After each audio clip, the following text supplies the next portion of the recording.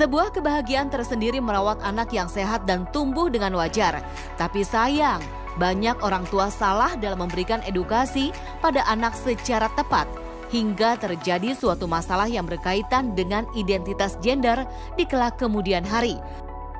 Banyak faktor yang bisa menjadikan masalah gender ini suatu hal yang patut diwaspadai. Apa saja dan bagaimana seharusnya pola asuh yang tepat sesuai jenis kelamin? Dr. Bernie, spesialis anak konsultan tumbuh kembang anak, akan memaparkannya secara paripurna di segmen kali ini. Jadi yang disebut dengan pola asuh sesuai gender, kita menginginkan bahwa orang tua itu mengerti karakteristik dari anaknya ya. Jadi anak itu memang ada anak laki-laki, ada anak perempuan. Dan anak laki-laki dan perempuan ini memang berbeda. Mereka memiliki karakteristik yang sendiri-sendiri ya. Sehingga misalnya pada anak laki-laki itu mereka cenderung ya, walaupun tidak semua, tetapi anak laki-laki itu cenderung memang terlihat sedikit lebih aktif lah ya daripada anak perempuan. Dan anak perempuan itu terlihat lebih lembut, lebih mau mengerti ya. Itu memang karakteristiknya ini yang berbeda, ini yang harus kita ketahui. Sehingga orang tua dalam memberikan pola asuh itu, jadi kita mengerti bagaimana untuk menghadapi si anak laki-laki juga si anak perempuan yang memiliki karakteristik berbeda. Setiap orang tentu menginginkan buah hatinya tumbuh dan berkembang dengan baik dan wajar. Kuncinya adalah menentukan pola asuh yang tepat. Lantas, bagaimana ya jika orang tua salah dalam menentukan pola asuh? Adakah efek sampingnya bagi anak? Kalau kita melakukan pola asuh yang salah, ini yang harus kita hati-hati karena dapat memberikan dampak ya. Dan dampaknya ini bukan hanya dampak pendek, tetapi juga dampak panjang ya. Sehingga nanti juga bisa menyebabkan tumbuh, kembang, dan perilaku si anak juga akhirnya tidak optimal gitu. Bahkan mungkin juga bisa menjadi ada yang kita sebut dengan gangguan gitu dalam pertumbuhan, perkembangan maupun perilakunya. Misalnya ya, contoh yang salah. Kita kan sudah tahu ya bahwa anak laki-laki itu memang cenderung kelihatannya lebih aktif gitu. Jadi jangan mudah seorang ibu atau seorang ayah mencap atau melabel gitu ya anak laki-lakinya sebagai kamu anak nakal nih karena dia terlihat lebih aktif gitu ya dibanding kakaknya atau adiknya yang perempuan. Atau juga misalnya kita terlalu rigid gitu. Wah pokoknya kalau anak laki-laki kamu nggak boleh nangis, kamu nggak boleh terlihat lemah gitu ya. Padahal anak bahkan orang tua pun masih bisa menangis gitu. Atau misalnya perempuan dikatakan tidak boleh aktif gitu atau tidak boleh suka main-mainan yang bersifat laki-laki gitu ya, misalnya main sepak bola dan lain sebagainya. Nah kalau yang terlalu rigid ini juga tidak boleh ya orang tua melakukan seperti itu. Atau juga terlalu berlebihan, jadi misalnya yang perempuan, kalau perempuan tuh harus pakai rok ya, nggak boleh pakai celana panjang misalnya.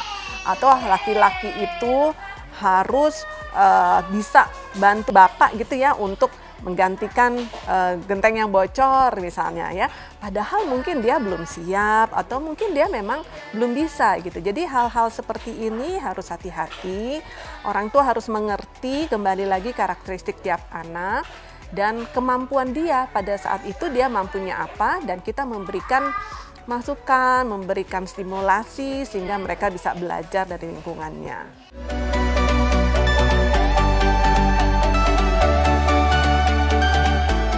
Oke, dampak panjangnya ya, misalnya anak kalau kita inginkan anak harus bisa begini, bisa begitu, padahal dia tidak mampu.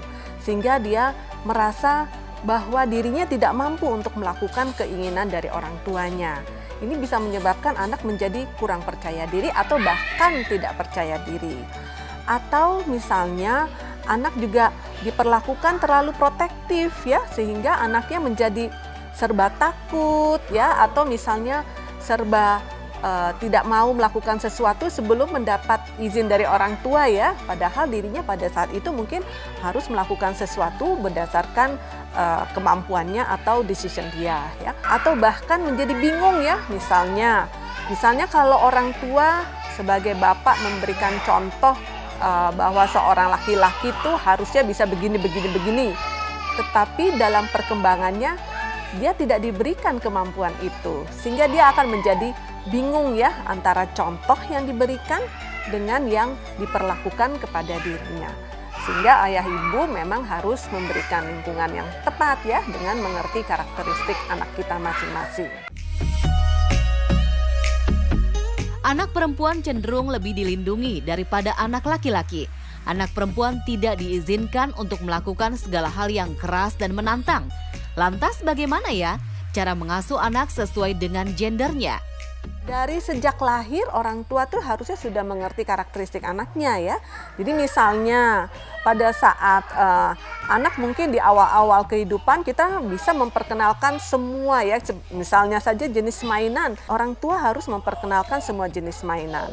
Tetapi mencapai usia 3 tahun misalnya ya, diharapkan sudah diperkenalkan nih antara laki-laki dan perempuan ya. Misalnya orang tua kalau dulu yang sesama gendernya ya, misalnya bapak sama anak laki-laki atau ibu dengan anak perempuannya, mungkin dulu bisa main bareng di kamar mandi misalnya ya. Tetapi harus diperhatikan mencapai usia sekitar 3 tahunan, anak sudah harus diajarkan bahwa ada perbedaan nih. Sebaiknya orang tua yang dengan gender yang berbeda sudah tidak mandi bersama lagi dengan anaknya gitu ya, sehingga anak juga mengerti bahwa oh aku ini laki-laki, aku seperti bapakku, oh aku perempuan, aku seperti ibuku gitu. Jadi model seperti ini sudah harus mulai diperkenalkan ya.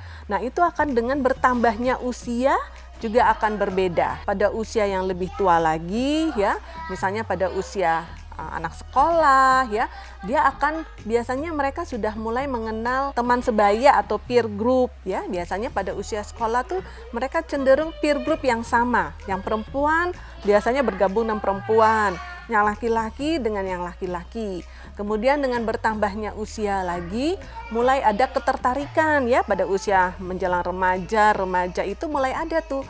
Nah, mulai ada laki-laki mulai tertarik pada anak perempuan mulai tertarik pada anak laki-laki, sehingga inilah yang disebut dengan perkembangan ya, bagaimana dia mengenal gendernya masing-masing dan bagaimana mereka belajar untuk berinteraksi dengan lingkungannya.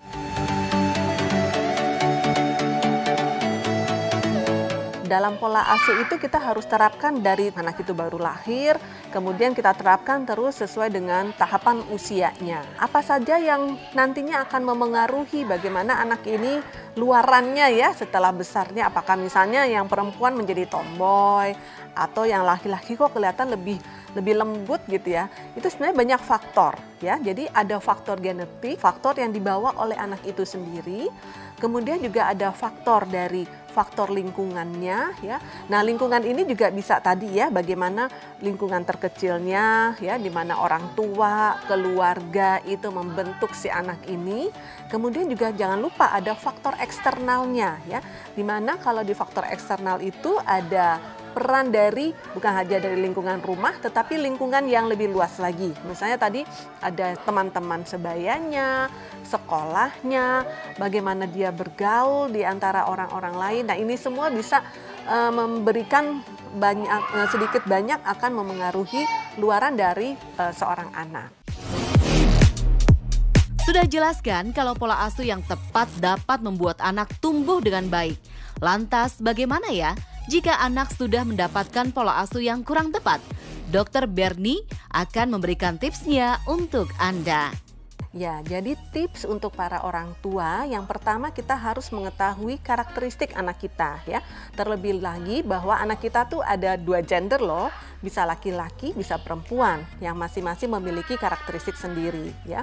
Kemudian kita juga jangan mengeneralisasi ya, bahwa misalnya oh anak perempuan itu harus pakai rok, anak perempuan nggak boleh pakai celana panjang misalnya, oh anak laki-laki nggak boleh nangis gitu ya. Nah, itu juga tidak boleh ya, atau tidak boleh juga semuanya serba dilarang gitu ya. Misalnya kalau anak laki-laki mau belajar memasak gitu, oh nggak boleh, ini punyanya anak anak perempuan. Kita harus memberikan segala kemampuan, segala kemungkinan dan pembelajaran pada anak kita sehingga mereka mengetahui sebanyak mungkin keahlian yang harus mereka lakukan, ya. Dan kemudian juga bisa kalau misalnya kita mempersiapkan sebuah permainan gitu ya. Kadang-kadang orang tua juga jangan terlalu takut ya di awal-awal kehidupan, itu biasanya juga kita bisa memperkenalkan sebanyak mungkin mainan, biasanya berdasarkan jurnal-jurnal, meta-analisis ya, biasanya dengan bertambahnya usia, maka gender preference ini ya, maka anak akan mulai memperlihatkan ketertarikan pada permainan-permainan yang akan lebih sesuai dengan gendernya masing-masing gitu ya. Jadi orang tua juga jangan terlalu rigid ya, tetapi juga harus mengerti karakteristik dari anak kita. Dan satu lagi yang terakhir tadi, orang tua harus mampu menjadi role model ya. Jadi kalau misalnya ayah, berperanlah sebagai ayah, memberikan role model sebagai laki-laki, dan juga ibu juga memberikan role model sebagai perempuan. Ya, saya Dr. Bernie Endiarni Medise, konsultan tumbuh kembang anak untuk Hidup Sehat Plus.